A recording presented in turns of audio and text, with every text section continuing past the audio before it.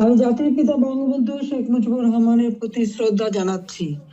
আমি শ্রদ্ধা জানাই জাতীয় চার নেতার প্রতি, ৩০ লক্ষ শহীদের প্রতি, ২ লক্ষ মা বোনের প্রতি। আমি আমাদের মুক্তিযোদ্ধাদের জানাই সশ্রদ্ধ সালাম। জনগণের ভাতের অধিকার, ভোট ও ভাতের অধিকার আদায় করতে যে যারা জীবন দিয়েছেন তাদের আমি শ্রদ্ধার সাথে স্মরণ করি। 2024 সাল,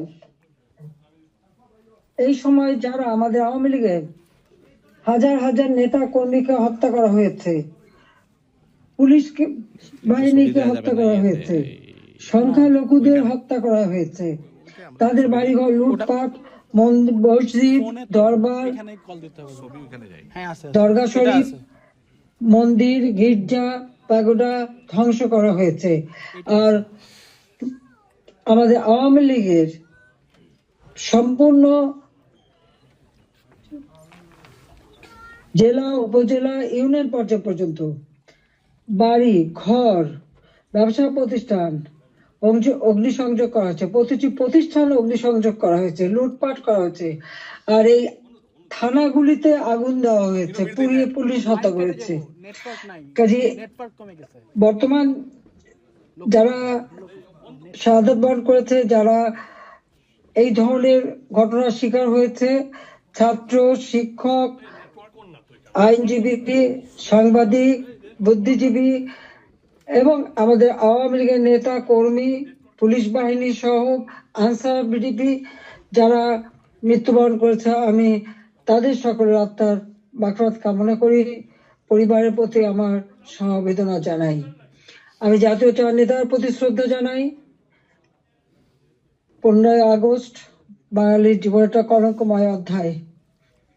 সেদিন হারিয়েছে আমি আমার বাবা, মা, ভাই সকলকে। আমার মা বেগম ফজিলাতুন্নেসা, আমার 3 ভাই কামাল, জামাল, রাসেল, কামাল জামালের নবপরিণীত বধূ সুলতানা রোজি, আমার একমাত্র চাচা শেখ আবু নাসের, মুক্তিযোদ্ধা আমাদের শেখ ফজলুল হক মনি, তার অন্তঃসত্ত্বা স্ত্রী, আব্দুল রব সানিয়াবাদ, তার 13 বছর মেয়ে বেবি, 4 বছরের নাতি সুকান্ত, 10 বছরের ছেলে আরিফ, তার ভ্রাতুষ পুত্র ভাগ্নে সহ 15 আগস্টে যারা শাহাদাত বরণ করেছেন, আমি তাদের আত্মার মাগফিরাত কামনা করি। আমার বাবার military secretary brigadier Jamil Uddin এবং পুলিশ অফিসার সিদ্দিকুর রহমানকে আমি শ্রদ্ধা জানাই। আজকে আমি আপনাদের সাথে কথা বলতে চেয়ে বারবার মনে পড়ছে যে বাংলাদেশের প্রতিটি অর্জনের সাথে আমাদের প্রবাসী বাঙালিদের অবদান রয়েছে। সে আগরতলা ষড়যন্ত্র মামলা থেকে জাতির পিতাকে মুক্ত করা থেকে শুরু করে আমাদের মহান মুক্তিযুদ্ধে, এবং সেই 2007 সালে যখন আমাকে দেশে ফিরতে বাধা দিয়েছিল তখনকার সরকার, সে সময়ও আপনাদের সকলের সহযোগিতা পেয়েছি। আজকেও যখন বাংলাদেশ অত্যন্ত একটা কঠিন সময়ের মধ্য দিয়ে যাচ্ছে, একটা ফ্যাসিস্ট সরকারের অধীনে বাংলাদেশের মানুষের মৌলিক অধিকার, বেঁচে থাকার অধিকার সবই হরণ করা হয়েছে। সারা বাংলাদেশ জ্বলছে, প্রতিটি প্রতিষ্ঠান আগুন দিয়ে পোড়ানো। সেই অবস্থায়ও প্রবাসীরা আজকে নির্যাতিত নিপীড়িত মানুষের পাশে আছেন। আমি আপনাদের প্রতি কৃতজ্ঞতা জানাই, আন্তরিক ধন্যবাদ জানাই এই চরম দুঃসময় মানুষের পাশে দাঁড়ানোর জন্য। বাংলাদেশ, যে বাংলাদেশকে আমরা গড়ে তুলেছিলাম জাতির পিতার স্বপ্নের বাংলাদেশ হিসেবে, ক্ষুধা দারিদ্র্যমুক্ত বাংলাদেশ হিসেবে, অর্থনৈতিকভাবে বাংলাদেশ উন্নত হয়েছিল, কিন্তু আজকে আমরা দেখি যে একে একে সব ধ্বংস করা হয়েছে। আজকে এমন একটা সরকার ক্ষমতায় যাদের হাতে এদেশে 30 লক্ষ মানুষ শহীদ হয়েছে, আমাদের বুদ্ধিজীবীদের হত্যা করা হয়েছে। এই 14 ডিসেম্বর বুদ্ধিজীবী হত্যা দিবস, সেই সময় ওই নিজামী, মুজাহিদ থেকে শুরু করে এরা তো বিদ্যালয় সহ বিশ্ববিদ্যালয় থেকে শিক্ষক, ইঞ্জিনিয়ার, ডাক্তার সকল বুদ্ধিজীবীদেরকে তুলে নিয়ে যে নির্মমভাবে হত্যা করা হয়। বাংলাদেশকে মেধাশূন্য করার একটা চেষ্টা করা হয়েছিল সেই সময়। একদিকে পাকিস্তানি হানাদার বাহিনী, তাদের গণহত্যা, আর সেই সাথে সাথে এই আলবদর রাজাকার আল শামস বাহিনী বানিয়ে আমাদের একদিকে গণহত্যা, পাকিস্তানি হানাদার বাহিনীকে সহযোগিতা করা, অপরদিকে বুদ্ধিজীবীদের হত্যা করেছিল, যারা সেই ডিসেম্বর মাসের 14 তারিখ মানে 10 তারিখ থেকে 14 তারিখ পর্যন্ত কয়েক শত বুদ্ধিজীবীকে নির্মম ভাবে হত্যা করে। আমি তাদেরও আত্মার শান্তি কামনা করি, মাগফিরাত কামনা করি। আমরা আওয়ামী লীগ 75 সালের পর 21 বছর পরে আমরা সরকার গঠন করি, জনগণের সেবা করি। 2008-এর নির্বাচনে আমরা জয়ী হই। সেই নির্বাচনে আওয়ামী লীগ এককভাবে 233টা সিট পায়, আর বিএনপি পেয়েছিল মাত্র 30টা সিট। জনগণের ম্যান্ডেট নিয়ে আমরা সরকার গঠন করে জনগণের কল্যাণে কাজ শুরু করি, যার ফলে এদেশের জনগণ 2014 সালের নির্বাচন, 2018 সালের নির্বাচন এবং 2024 সালের নির্বাচনে স্বতঃস্ফূর্ত ভাবে একটা অবাধ, নিরপেক্ষ, সুষ্ঠু নির্বাচনের মাধ্যমে বাংলাদেশ আওয়ামী লীগকে বারবার ভোট দিয়ে তাদের সেবা করার সুযোগ দিয়েছে। আমি বাংলাদেশের জনগণের প্রতি শ্রদ্ধা জানাচ্ছি। দুর্ভাগ্যের বিষয় হলো 2024-এ সরকার গঠন করার পর আমরা যখন দেশকে এগিয়ে নিয়ে যাচ্ছি, এই বাংলাদেশকে একটা যুদ্ধ বিধ্বস্ত বাংলাদেশ গড়ে তুলে জাতির পিতা বঙ্গবন্ধু শেখ মুজিব উন্নয়ন একটা স্বল্পোন্নত দেশ হিসেবে প্রতিষ্ঠা করে দিয়েছিলেন, যেটা আন্তর্জাতিকভাবে স্বীকৃত, জাতিসংঘ কর্তৃক স্বীকৃত ছিল। সেই স্বল্পোন্নত দেশকেই আওয়ামী লীগ সরকার গঠন করার পর 2009 সাল থেকে 24 সাল এই সময়ের মধ্যে, বিশেষ করে 2021 সালে 20 সালে যখন আমরা জাতির পিতার জন্ম শতবার্ষিকী উদযাপন করি, 21 সালে যখন স্বাধীনতা সুবর্ণ জয়ন্তী উদযাপন করি, সেই সময় বাংলাদেশকে আমরা উন্নয়নশীল দেশের মর্যাদায় অধিষ্ঠিত করি। অর্থাৎ যেখানে বাংলাদেশ যেখানে জাতির পিতা বাংলাদেশকে রেখে গিয়েছিলেন, সেই জায়গা থেকে আমরা জাতির পিতার আদর্শ ধারণ করে তার পদাঙ্ক অনুসরণ করে বাংলাদেশকে আমরা উন্নয়নশীল দেশের মর্যাদা এনে দিই, জনগণের মৌলিক চাহিদা পূরণ করি, দারিদ্রের হার 41 ভাগ থেকে 18.7 ভাগে নামিয়ে আনি, হত দরিদ্র যা 25.1 ভাগ ছিল সেটা আমরা 5.6 ভাগে নামিয়ে আনি। আমাদের লক্ষ্য ছিল বাংলাদেশ সম্পূর্ণভাবে অতি দারিদ্র মুক্ত হবে, আর সেই লক্ষ্য নিয়ে ব্যাপক কর্মসূচি বাস্তবায়ন করি। প্রতিটি গ্রামকে শহরে রূপান্তর করি, ঘরে ঘরে বিদ্যুৎ পৌঁছে দিই, খাদ্য নিরাপত্তা নিশ্চিত করি, দরিদ্র মানুষের জন্য বিনা পয়সা খাদ্য বিতরণ, মধ্যবিত্ত নিম্নবিত্ত তাদের জন্য, নিম্নবিত্তদের জন্য 15 টাকায় চাল, আর মধ্যবিত্ত বা স্বল্প আয়ের তাদের জন্য 30 টাকা চাল যাতে কিনতে পারে এবং ডাল, তেল, লবণ সহ কিনতে পারে। 1 কোটি পারিবারিক কার্ড আমরা তৈরি করে দিই টিসিবির মাধ্যমে, যাতে যারা ফিক্সড ইনকাম গ্রুপ, সীমিত আয়ের মধ্যে দিয়ে চলতে হয়, তাদের জন্য এই দ্রব্যমূল্যের উচ্চ মূল্যে তারা যেন কোনো মতে কষ্ট না পায়, সেদিকে লক্ষ্য রেখে আমরা সেই পদক্ষেপ নিয়েছিলাম। আমাদের লক্ষ্যই ছিল ক্ষুধা দারিদ্র্যমুক্ত বাংলাদেশ গড়ে তোলা। গৃহহীন ভূমিহীন মানুষকে আমরা বিনা পয়সায় ঘর করে দিই। বাংলাদেশের 58টা জেলা সম্পূর্ণভাবে ভূমিহীন গৃহহীন মুক্ত হয়, সেখানে কোনো মানুষ ভূমিহীন গৃহহীন ছিল না, আর বাকিগুলিও করে দেওয়ার কাজ চলমান ছিল। আমরা এই বছরেই বাংলাদেশকে ভূমিহীন গৃহহীন মুক্ত একটা মানব কল্যাণে রাষ্ট্র হিসেবে গড়ে তুলতে পারতাম, কিন্তু আমাদের দুর্ভাগ্য যে চরমভাবে একটা চক্রান্ত শুরু হয়। এই চক্রান্তটা যে করা হয়েছিল সেটা আপনারা নিজেরাই জানেন, যে এখানে ডক্টর ইউনূস সে বহুদিন থেকে চেষ্টা করেছিল, 2007 দল করার চেষ্টা করেছিল, ব্যর্থ হয়েছিল। এরপর সে ষড়যন্ত্রে লিপ্ত হয় এবং সেটা সে নিজেই বলেছে। যখন জাতিসংঘে গিয়েছিল বিল ক্লিন্টন ফাউন্ডেশনের এক অনুষ্ঠানে, বিল ক্লিন্টনের সঙ্গে পরিচয় করার সময় সে বলেছিল যে 2024 জুলাই 7 তারিখ থেকে যে কোটা আন্দোলন শুরু হয়, এটা কোনো ছাত্র জনতার আন্দোলন ছিল না, এটা ছিল তার মেটিকুলাসলি ডিজাইন করা একটা পরিকল্পিতভাবে আন্দোলন, যার মাধ্যমে আমাকে ক্ষমতাচ্যুত করে এবং তার মাস্টার মাইন্ড দিয়ে সে পরিকল্পনা করে এটা করেছিল। কথাটা বাস্তব, কারণ কোনো কোটা ছিল না, সব দাবি মানা হয়ে গেছিল। কিন্তু দাবি মানার পরেও কেন আন্দোলন চলে, আর এই আন্দোলনের কোনো নেতা কিন্তু খুঁজে পাওয়া যায়নি। যেখানে যেটা গভীর চক্রান্ত সেটা বোঝাই যাচ্ছিল। এই চক্রান্তটা সে মেটিকুলাসলি করেছিল। তার চক্রান্ত 1, 2, 3 অর্থাৎ ABC, এভাবেই ডি, এভাবেই তার পরিকল্পনা করা। প্রথমে আন্দোলন সে সফল করলো, এরপর সব জ্বালা পোড়াও। জাতির পিতা বঙ্গবন্ধু স্মৃতি জাদুঘর, ওই ছবিটুকু তো আমরা 2 বোন পেয়েছিলাম। আমরা তো ভোগের জন্য নেইনি, জনগণকে এই সম্পদ দান করেছিলাম। সেই বঙ্গবন্ধু ভবন, স্মৃতি জাদুঘর আগুন দিয়ে পড়ায় একসাথে, ওই লাইনে 9টা বাড়ি পড়ায়, 4টা মানুষ পুড়ে মারা যায়। খালি এখানেই না, সারা বাংলাদেশ আগুন দিয়ে জ্বালায় তারা।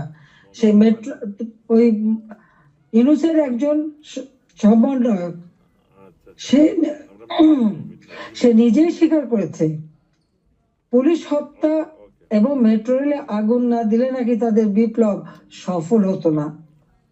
তো পুলিশ হত্যা এবং মেট্রো রেল আগুন দেওয়া, অর্থাৎ শুধু মেট্রো রেল নয়, যে কটা প্রতিষ্ঠানে আগুন দিয়েছে, বিটিভি থেকে শুরু করে আমাদের সেতু ভবন, সড়ক ভবন, দুর্যোগ মন্ত্রণালয় ভবন, সবই তাদের ওই পরিকল্পনার অংশ। এবং সেই সাথে বঙ্গবন্ধু ভবন থেকে শুরু করে আওয়ামী লীগের সকল নেতা কর্মীদের বাড়ি ঘর, ব্যবসা প্রতিষ্ঠান সব অগ্নি সংযোগ করে পুড়িয়ে দেওয়া হয়েছে। এমনকি নরসিংদীতে আপনারা দেখেছেন, জেল ভেঙে দিয়ে সেখান থেকে সমস্ত কয়েদি, জঙ্গি, সন্ত্রাসী তাদেরকে ছেড়ে দেওয়া হয়েছে। শুধু তাই না, ইউনূস ক্ষমতা এসে যত জঙ্গি সন্ত্রাসী ছিল তাদেরকে তারা ছেড়ে দিয়েছে, মুক্ত করেছে। এমনকি 21শে আগস্ট গ্রেনেড হামলা যারা আসামি তাদেরকে ছেড়ে দিয়েছে।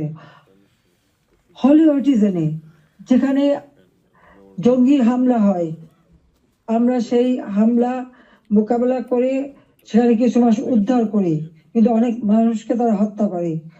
সেই অপরাধী জঙ্গি সন্ত্রাসী যাদের বিচার হয়েছিল, সাজাপ্রাপ্ত, তাদেরকেও মুক্ত করে দেয়।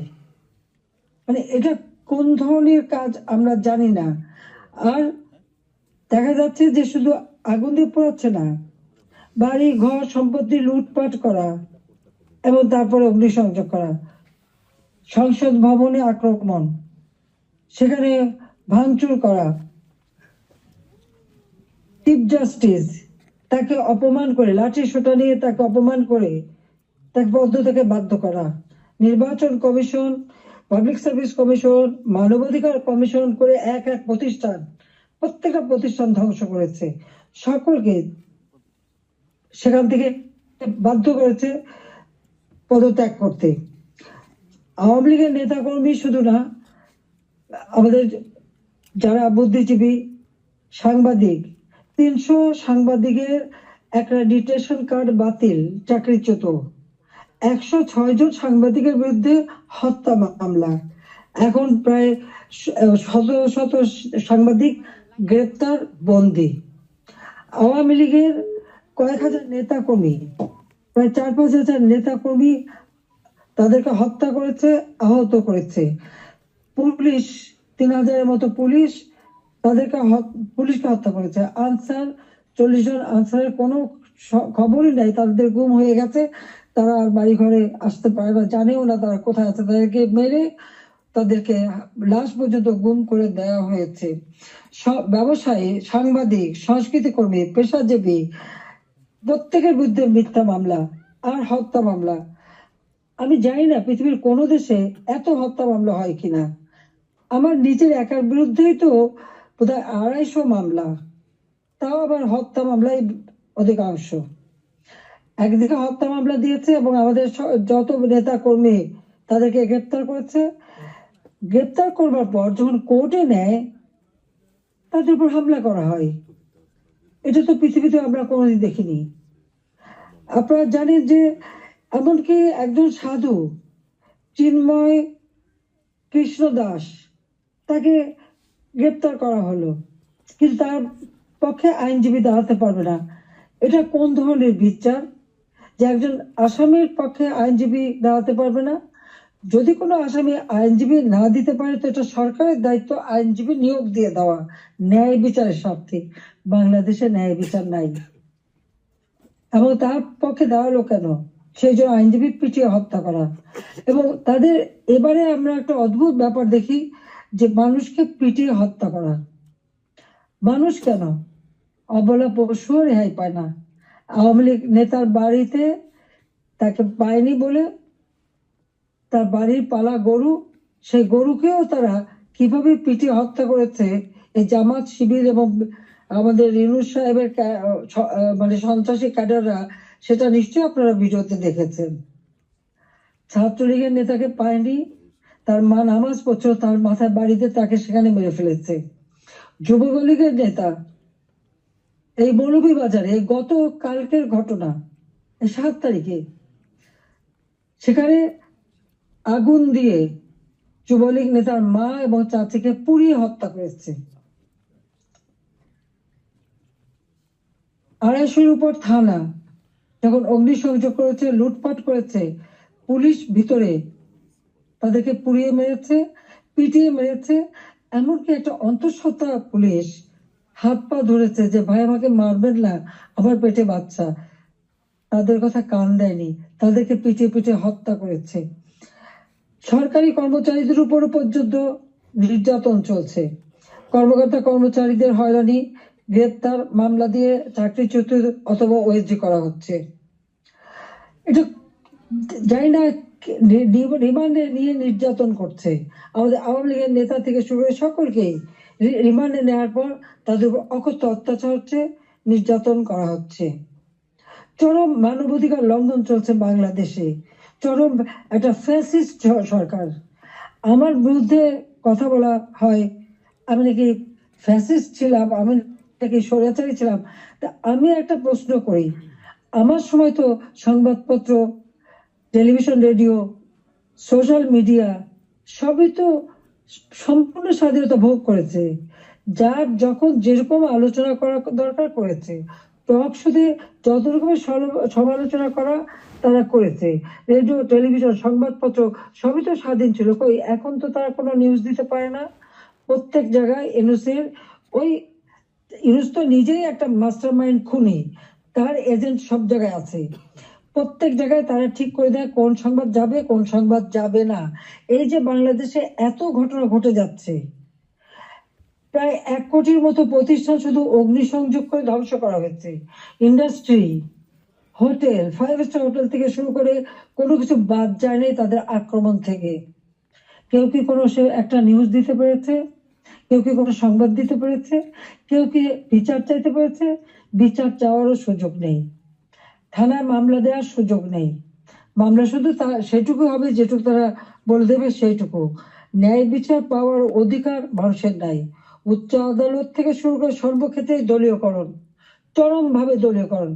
বলছে বৈষম্য বিরোধী আন্দোলন, এখন তো দেখা যায় সব জায়গায় বৈষম্য সৃষ্টি করা হচ্ছে। আমি একটা কথাই বলতে চাই, যে সমস্ত অপবাদগুলি দেওয়া হয়েছে সবাই একটু তুলনা করে দেখুন যে আওয়ামী লীগ সরকারে থাকতে মানুষ কিভাবে স্বাধীনতা ভোগ করেছে। সেটা সোশ্যাল মিডিয়া হোক, তাদের বক্তব্য হোক, মিটিং মিছিলে হোক, সবকিছুতে অধিকার ছিল। আমরা তো সেখানে হস্তক্ষেপ করিনি। কিন্তু আজকে কি আওয়ামী লীগের একটা নেতা কর্মী রাস্তায় নামতে পারে না, রাস্তা দিয়ে হেঁটে যাচ্ছে, একজন বলে দিল উনি আওয়ামী লীগের কর্মী, সঙ্গে সঙ্গে তাকে এক কোপ দিয়ে হাত ফেলে দিল, কেটে ফেললো। কোন দেশে বাস করি আমরা? কি অপরাধ! আর সেই সাথে দেখা গেল কি এই অপরাধীদের দায় মুক্তি দেওয়া হলো। জুলাই 15 তারিখ থেকে এ পর্যন্ত যাদের হত্যা করা হয়েছে, লুটপাট, অগ্নিসংযোগ, মানুষ হত্যা, ছাত্র হত্যা, প্রতিটি শিক্ষা প্রতিষ্ঠানে লুটপাট, সেখানে তাদের উপর নির্যাতন, শিক্ষকদের উপরে নির্যাতন, ছাত্রদের উপরে নির্যাতন, প্রতিটি জায়গায় নির্যাতন চালানো হচ্ছে। আপনাকে একবার ভাবতে পারেন, শিক্ষক গুরুজন। শিক্ষককে দেখলে ছাত্ররা ভয় পায়, সমীহ করে। আর আমরা কি দেখলাম? আমাদের মানে নোবেলের আমলে আমরা দেখলাম ছাত্ররা শিক্ষকদের অপমান করছে, অধ্যক্ষকে পদ থেকে বাধ্য করছে, ছাত্রীরা প্রিন্সিপালকে গাছের সাথে বেঁধে রাখছে, ছাত্রছাত্রীরা টিচারের গলায় জুতোর মালা পরাচ্ছে, গালে থাপ্পড় মারছে। এটা কোন ধরনের আচরণ এই কোমলমতি শিক্ষক ছাত্রছাত্রীদের শেখানো হচ্ছে? এদের ভবিষ্যৎটা কি? এরা কি আবার ভবিষ্যতে কোনোদিন বলে বসবে তুমি আমার বাবা না, রিজাইন করো, যেমন শিক্ষকদের রিজাইন করিয়েছে? কোনদিন বাকি বলবে তুমি আর আমার মা না, তুমি এখন রিজাইন করো, মাতৃত্ব থেকে রিজাইন করো, পিতৃত্ব থেকে রিজাইন করো? সেটাই হয়তো বলে বসবে। এটা কি অভিভাবকরা দেখে না? এটা কি ধরনের এই জাতিকে কিভাবে গড়ে তুলছে, সেটাই আমার প্রশ্ন। আমরা তো শিক্ষা দীক্ষা সব দিক থেকে সুযোগ করে দিয়েছি, আমরা শিক্ষা বৃত্তি দিয়েছি, বয়স্ক ভাতা, বিধবা ভাতা, প্রতিবন্ধী ভাতা, মুক্তিযোদ্ধা ভাতা দিয়েছি, সব বন্ধ, সব বন্ধ করে দিয়েছে। আজকে হাহাকার। বাংলাদেশে আওয়ামী লীগ সরকার আমলে কোনো মানুষ ভিক্ষা করতে হতো না। হ্যাঁ, কিছু প্রফেশনাল ভিখারি ছিল, সেটা আলাদা, কিন্তু মানুষকে তো ওইভাবে খাবারের জন্য হাহাকার করতে হতো না। মানুষ তো অন্তত 3 বেলা খাবার পাচ্ছিল, আজকে সেটাও পায় না। আপনারা দেখেন গরিব মানুষগুলি দিনমজুর, কাজ পায় না, বেকারত্ব বেড়ে যাচ্ছে, যুবকরা কোনো কাজ পাচ্ছে না। আমরা ডিজিটাল বাংলাদেশ করেছি, আমরা ট্রেনিং দিচ্ছি, কম্পিউটার ট্রেনিং এবং ইনকিউবেশন সেন্টার করে দিয়েছি, হাইটেক পার্ক করেছি, বঙ্গবন্ধু স্যাটেলাইট 1 উৎক্ষেপণ করেছি, কর্মসংস্থান গ্রাম পর্যায়ে পর্যন্ত ওয়াইফাই কানেকশন, ব্রডব্যান্ড কানেকশন আমরা দিয়েছি, মানুষ কাজ করে খেতে পারে, ট্রেনিং দিচ্ছি। আর এখন বিদ্যুৎ নাই, কেউ কাজ করতে পারে না, প্রত্যেকটা গ্রামকে শহরে রূপান্তর করেছি, আমরা রাস্তাঘাট পুল ব্রিজ সব করেছি। এখনো বলে এই বড় বড় মেগা প্রজেক্ট, এটা দুর্নীতি খুঁজবে। হ্যাঁ, আমি চ্যালেঞ্জ দিচ্ছি, দুর্নীতি খুঁজে বের করুক। মানি লন্ডারিং এর কথা একজনে, আমি দেখলাম এক কমিটি বানিয়েছে, তারা বলে দিল অর্থনীতির বিষয়ে। আমার প্রশ্ন, মানি লন্ডারিং এর খোঁজ করবেন, সবার আগে ওই ইউনুসের মানি লন্ডারিং এর খোঁজটা করুন। কত টাকা পাচার করেছে গ্রামীণ ব্যাংকের, কত টাকা পাচার করেছে গ্রামীণ ফোনের, আগে সেই হিসাবটা বের করেন, তাহলে দেখবো সৎসাহস আছে। নিজের নামে দুর্নীতির মামলা হয়েছে, সেই দুর্নীতি দমন কমিশন, তাদেরকেও পদত্যাগে বাধ্য করে দলীয়করণ করা হয়েছে, আর সেই দুর্নীতির মামলা, সব মামলা প্রত্যাহার করে নেওয়া হয়েছে। 666 কোটি টাকা ট্যাক্স, কত সম্পদের মালিক যে এত টাকা ট্যাক্স হয়? সেই ট্যাক্সও তার দেওয়া লাগবে না, সেটাও মাপ। নিজের ট্যাক্স মাপ করিয়ে নিয়ে, নিজের দুর্নীতি মামলা প্রত্যাহার করে নিয়ে অন্যের দুর্নীতি খুঁজতে যাওয়া আর অন্যকে ট্যাক্স দেওয়ার জন্য আবেদন করা, এটা কোন ধরনের মানসিকতার, কোন ধরনের খেলা? বা এটা তো জাতির সাথে তামাশা করা, সেটা একটা তামাশা করছে, এটাই আমার মনে হচ্ছে। আজকে বিচার নেই, মানুষ ন্যায় বিচার থেকে বঞ্চিত, আজকে মানুষের পেটে খাবার নেই, আজকে চারিদিকে হাহাকার, মানুষের কথা বলার অধিকার নেই, রাজনীতি করার অধিকার নেই। আমাদের আওয়ামী লীগ কোন অপরাধটা করেছে? বাংলাদেশের মানুষের যতটুকু অর্জন আওয়ামী লীগের হাত দিয়েই, সেই বাংলা ভাষায় কথা বলার অধিকার থেকে শুরু করে স্বাধীনতা অর্জন, বিজয় অর্জন, এই 16ই ডিসেম্বর আমাদের বিজয় দিবস, এই বিজয় অর্জন সবই আওয়ামী লীগের হাত ধরে। বাংলাদেশে কে একটা যুদ্ধ বিধ্বস্ত দেশ, একটি প্রদেশকে রাষ্ট্রে উন্নীত করা, এটাও আওয়ামী লীগের দ্বারা। স্বল্পোন্নত দেশ থেকে আজকে উন্নয়নশীল দেশের মর্যাদা, এটাও তো আওয়ামী লীগ অর্জন করে দিয়েছে। প্রবাসী যারা আছেন, আওয়ামী লীগ সরকার আগে আপনারা প্রবাসে ছিলেন, বাংলাদেশ কোথায় ছিল? সেই সময় আপনারা মানুষের কাছে গেলে কিভাবে, মানুষ তো করুণার চোখে দেখতো। জাতিপিতা বলেছিলেন ভিক্ষুক জাতির কোনো ইজ্জত থাকে না, তাহলে ভিক্ষুক জাতি হতে চায়নি, আত্মমর্যাদাশীল জাতি হিসেবে বাংলাদেশকে গড়তে চেয়েছিলাম, আর সেভাবে গড়েছিলাম।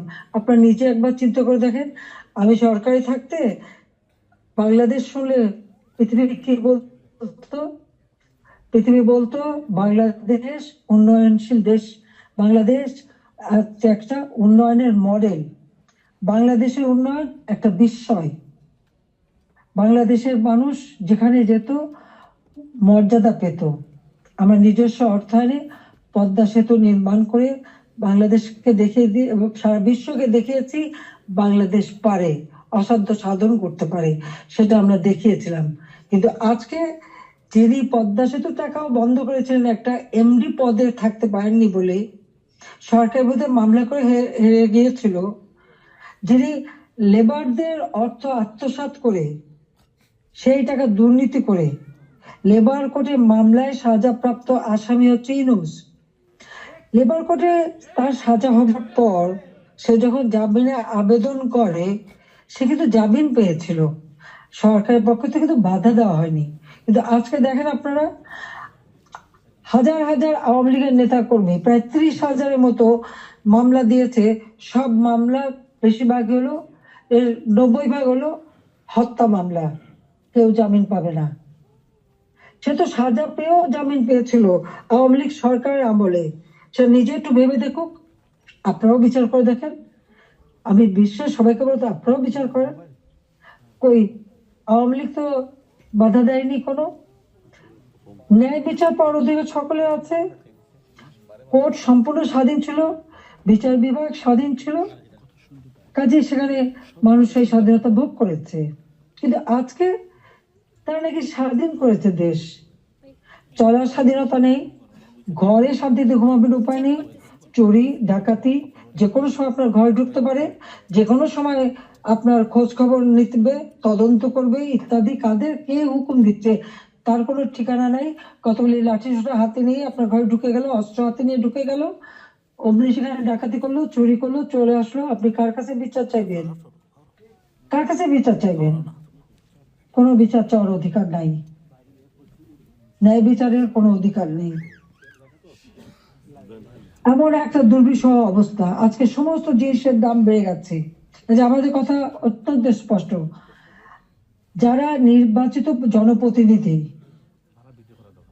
আইন করে নির্বাচন কমিশন গঠন করে নির্বাচনগুলি হয়েছে, স্থানীয় সরকার নির্বাচন, জেলা পরিষদ, উপজেলা পরিষদ, ইউনিয়ন পরিষদ, সমস্ত নির্বাচিত প্রতিনিধিরা তাদেরকে এক কলমের খোঁচায় তাদেরকে সরিয়ে দেওয়া হয়েছে, বাড়ি পাঠিয়ে দেওয়া হয়েছে।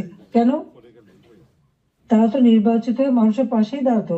ঘূর্ণিঝড় গেল, বন্যা গেল, কই কেউ তো যারা এই বন্যায় ক্ষতিগ্রস্ত, ঝড়ে ক্ষতিগ্রস্ত তাদের পাশে তো কেউ দাঁড়ায়নি। তাদের নাম করে টাকা তুলেছে, 1000 কোটি টাকা রিলিফ সংগ্রহ করেছে, কিন্তু কয়টা মানুষকে সাহায্য করেছে?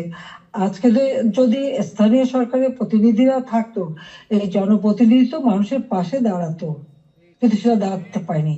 কাজে আমাদের কথা খুব স্পষ্ট, এক কলমের খোঁচায় জনগণের ভোটে নির্বাচিত প্রতিনিধিদের সেই বিদায় দেওয়া, এটা জনগণকে অপমান করা, ভোটারকে অপমান করা। কাজে তাদেরকে আবার স্বস্থানে স্থান করে দিতে হবে। সরকারি কর্মকর্তা কর্মচারী তাদের উপর হয়রানি বন্ধ করতে হবে, গ্রেপ্তার বন্ধ করতে হবে, মামলা থেকে তাদের রেহাই দিতে হবে, চাকরিচ্যুতি করা হলে, বহিষ্কৃত করা হলে তাদের পুনরায় কাজের ব্যবস্থা করতে হবে।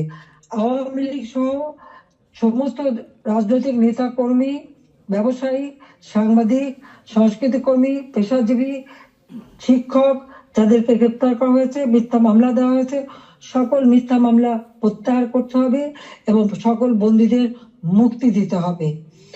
সেই সাথে সাথে দায় মুক্তি দেওয়া হয়েছে। 15 জুলাইয়ের পর থেকে যারা অপরাধ করেছে তাদেরকে দায় মুক্তি দিয়েছে। এই দায় মুক্তি দিয়ে কিন্তু একটা কাজ করেছে, দায় মুক্তি দেওয়ার অর্থ মানে কি? তার মানে এরা অপরাধী। 15 জুলাই থেকে যে হত্যাকাণ্ড, ছাত্র হত্যা মিছিলে, পুলিশ হত্যা, রাজনৈতিক নেতাকর্মী হত্যা, সাংবাদিক হত্যা, সংস্কৃতিকর্মী হত্যা, যতগুলি হত্যাকাণ্ড ঘটেছে, সেই হত্যাকাণ্ডগুলি এবং যতগুলি অগ্নিসংযোগ হয়েছে সেগুলি যারা সংগঠিত করেছে পূর্ণ তদন্ত করে তাদের বিচার করতে হবে। আর এই মিথ্যা মামলাগুলি যাদের বিরুদ্ধে দেওয়া হয়েছে সব মামলা প্রত্যাহার করতে হবে। 15 জুলাই থেকে 8 আগস্ট পর্যন্ত যাদের দায় মুক্তি দেওয়া হয়েছে, এই দায় মুক্তি দেওয়ার কোনো অধিকার নেই, তাদের বিচার করতে হবে। কারণ দায় মুক্তি দিয়ে আমাদের মাস্টার মাইন্ড খুনি ইউনূস সাহেব এটাই প্রমাণ করেছে যে এরা সব অপরাধী, এই সমস্ত অপরাধ তারা করেছে। একই সাথে মিছিল করেছে, ক্লোজ রেঞ্জে গুলি করা হয়েছে, মানুষ মারা হয়েছে। আবু সাইদের হত্যাকাণ্ড, মুগ্ধর হত্যাকাণ্ড, সব হত্যাকাণ্ডের জন্য কিন্তু এই মাস্টার মাইন্ডেরই দায়ী। কারণ তারাই এই হত্যাকাণ্ড ঘটিয়েছিল, কারণ লাশ ফেলো সরকার পড়ে যাবে। হ্যাঁ, আমি যদি আরো শক্তি প্রয়োগ করতাম অনেক লাশ পড়তো, আমি সরে আসতাম না। কিন্তু আমি তো লাশের উপরে লাশ ফেলতে চাইনি, আমি তো চাইনি মানুষ আরো জীবন দিক। কারণ আমি তো স্পষ্ট দেখতে পাচ্ছি যে পরিকল্পিতভাবে হত্যা হচ্ছে, পুলিশকে খামাখা দোষারোপ দিচ্ছে, পুলিশকে তো রাবার বুলেট ব্যবহার করেছে, এবং যখন পুলিশকে মেরে ঝুলানো হয়েছে তখন তারা তাদের জীবন বাঁচাতে চেষ্টা করেছে। এটা কিন্তু একটা ইউনিভার্সাল সিস্টেম, এটা বিশ্বব্যাপী আছে, তাদেরও আত্মরক্ষার সুযোগ আছে। কিন্তু যারা এভাবে পিটিয়ে পিটিয়ে হত্যা করলো, যারা আগুন জ্বালিয়ে দিয়ে পুড়িয়ে হত্যা করলো, তাদের বিচার কেন হবে না? যারা ঘরে ঘরে যে লুটপাট করলো, আগুন দিল, এমপি হোস্টেল, সংসদ ভবন, সেগুলি যারা ভাঙচুর করেছে, প্রত্যেকটা এমপির হোস্টেলের রুম তারা লুটপাট করেছে তালা ভেঙে ভেঙে। প্রথমে চুরি করেছে, লুটপাট করেছে ছাত্র নামধারী, তারপরে সেখান থেকে পরে পুলিশে দিয়েছে। প্রত্যেকটা বাড়ি বাড়ি যে হামলা, লুটপাট। আমাদের তো কিছুই নেই, গণভবন লুটপাট, আমি তো গণভবন ছেড়ে দিয়ে আসছি। আমরা দেখলাম ইউনূস সাহেব নিজেই তার সমন্বয়কদের নিয়ে চলে গেছেন গণভবনে, কাজে লুটপাটের কিছু ভাগ বটরা নেওয়ার জন্য। সেখানেও যা যায় উনিও সেই লুটপাট করেছেন। কাজে এই লুটেরা এখন দেশ লুট করছে। শেয়ার মার্কেটে লক্ষ কোটি টাকা পাচার হয়ে গেল, কোথায় গেল ওই টাকা? ব্যাংকগুলি এক এক করে সব বসে যাচ্ছে। কেন? অর্থনীতিকে এভাবে কেন ধ্বংস করলো? যেখানে মাথা পিছু আয় আমরা বাড়িয়েছিলাম, আমরা আজকে আন্তর্জাতিকভাবে স্বীকৃত যে বাংলাদেশ উন্নত হচ্ছে, 35তম অর্থনীতির দেশ আমাদের লক্ষ্য ছিল। আমরা প্রকৃতপক্ষে এটা 25তম আমরা করে ফেলেছিলাম। আমরা আরো উন্নত করতাম, 26 সালের মধ্যে বাংলাদেশ আরো এগিয়ে যেত। 41 সালের মধ্যে বাংলাদেশকে আমরা একটা আধুনিক স্মার্ট বাংলাদেশ গড়ে তুলব, সেই লক্ষ্য নিয়ে আমরা কাজ করছিলাম। কেন বাংলাদেশকে এই বাংলাদেশের অগ্রযাত্রা ব্যাহত করা হলো, সেই জবাব এই খুনি ইউনূস, ফ্যাসিবাদ, স্বৈরাচার, তাকে দিতে হবে। সেই জবাব তাকে দিতে হবে, তার ওই মাস্টার মাইন্ড এবং তার সমন্বয়কদের দিতে হবে, তার উপদেষ্টাদের দিতে হবে। শুনি কোন কোন উপদেশ বলে হাসিনার বিচার করবে। কি বিচার করবে? আমি তো কি অন্যায় করেছি? গরিবের পেটে ভাত দিয়েছি, এটা অন্যায়? দারিদ্র মুক্ত করেছি, এটা অন্যায়? জনগণকে কথা বলার সুযোগ দিয়েছি, ভোটের অধিকার ফিরিয়ে দিয়েছি, হত্যাকুশ ষড়যন্ত্র রাজনীতি বন্ধ করেছি, এইগুলি আমার অন্যায়? আমার হাত দিয়ে তো কোনো খুন হয়নি, আমি তো মানুষের জীবন নিতে আসিনি, আমি মানুষের জীবন দিয়েছি, জীবন উন্নত করেছি। যারা জীবন নিয়েছে, যারা হত্যাকাণ্ডের সঙ্গে জড়িত, তাদের বিচার হবে। এবং সংবিধানের 7ম অনুচ্ছেদের খ অনুযায়ী কেউ যদি অবৈধভাবে ক্ষমতা দখল করে তার বিচার হয়। একজন জনপ্রতিনিধি আরেকজন জনপ্রতিনিধির কাছে ক্ষমতা হস্তান্তর করতে পারে। আমি তো সেই সুযোগ পাইনি। হ্যাঁ, আমি সরে এসেছিলাম যেন লাশের উপরে লাশ না পড়ে, সেই জন্য। দুর্ভাগ্যের বিষয় যে থামেনি। একদিন ইনশাআল্লাহ সেই দিন আসবে, এই খুনিদের বিচার একদিন বাংলা মাটিতে হবেই হবে। কারণ আমরা করি, সেটা আমরা করব। যেমন যুদ্ধ অপরাধীদের বিচার করেছি, 15 আগস্টের হত্যাকারীদের বিচার করেছি। আমি জানি এই যুদ্ধ অপরাধীদের বিচার করেছি বলেই আমার বিরুদ্ধে মামলা এবং আইসিটিতে ওই আন্তর্জাতিক যে ট্রাইব্যুনাল আমরা করেছিলাম যুদ্ধাপরাধীদের বিচার করতে, আজকে সেই কোর্ট করে সেখানে আমার মামলা হবে, সেখানে আমার বিচার হবে কেন? সেই সময় যুদ্ধাপরাধীদের যে ডিফেন্সে ছিল তাকেই করেছে চিফ প্রসিকিউটর এই আইসিটির। আর জামাতের একটা দল হয়েছিল এবি পার্টি, সেই পার্টির যে একজন প্রেসিডেন্ট ছিল সে হয়ে গেছে এই আইসিটির চেয়ারম্যান। তো সেখানে ন্যায় বিচার কি করে হবে? আর এটা কিভাবে করে?